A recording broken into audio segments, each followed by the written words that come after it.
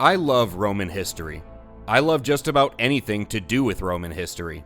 When the whole "how often do you think about the Roman Empire" meme was going around, that spoke to my soul.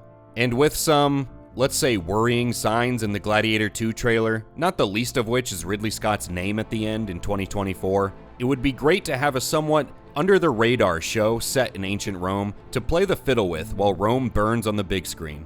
Which brings us to Those About to Die, a show offering a glimpse into the past centered on the Colosseum and the bloody contests therein.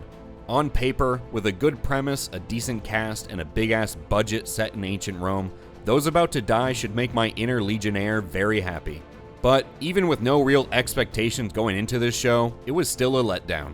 Mediocrity is the word that comes to mind with Those About to Die. There aren't many big glaring problems with the show, but it just doesn't excel at anything.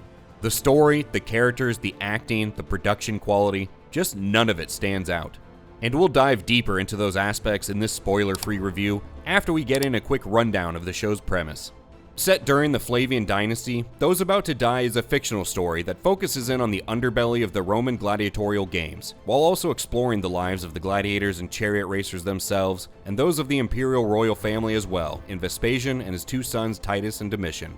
Tenax is the owner of a betting establishment that has a hand in the outcome of the games, and he has ambitions to upset tradition and create his own racing faction to add on to the four that have existed for hundreds of years.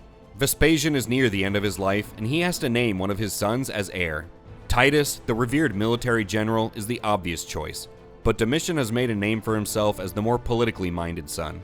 And when Titus does eventually take the throne, Domitian's ambitions promise not to end there. And we also follow some Numidian slaves who were brought to Rome, and some Spaniards who came to the city to sell their prized Andalusian horses. Each must walk their own path in Roman society, but all are brought together once the drums of the games begin to beat. From emperor to slave, everyone is drawn to the amphitheater for the chariot races and gladiatorial contests, where all must rise or die. Unfortunately, as promising as it sounds, I have to give Those About to Die a HateWatch label.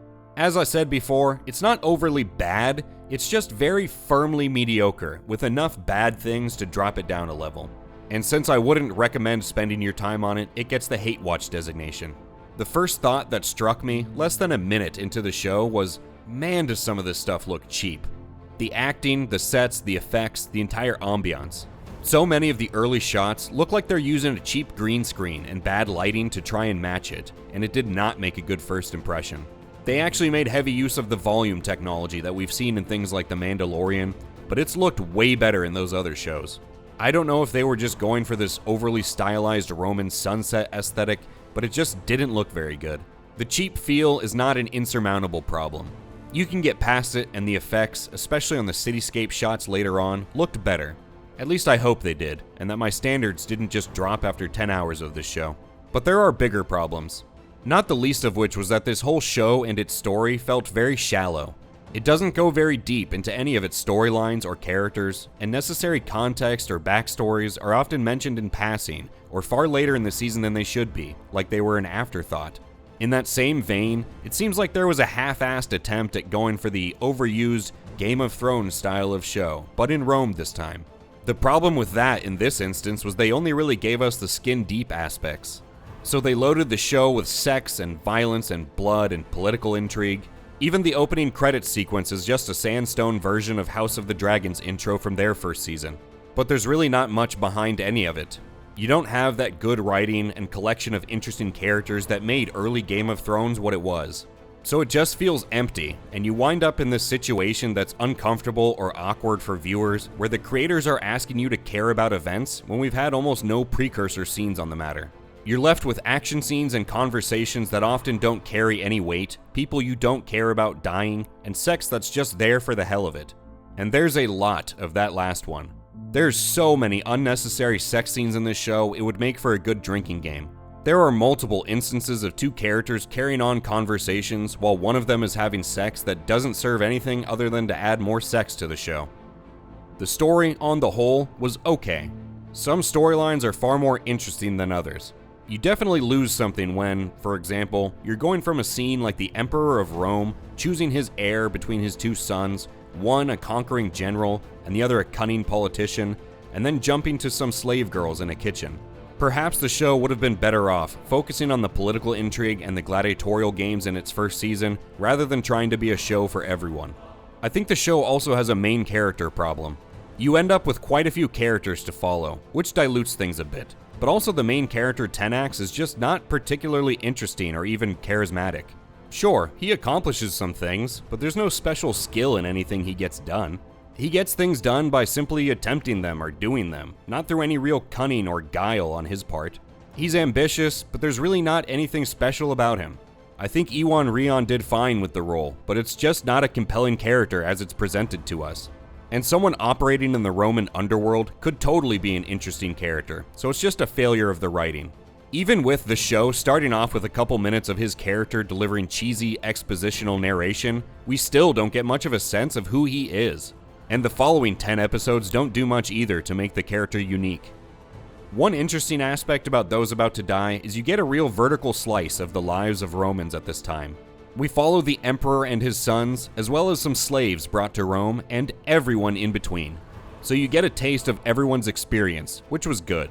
Although, as I said before, not all storylines are equally interesting.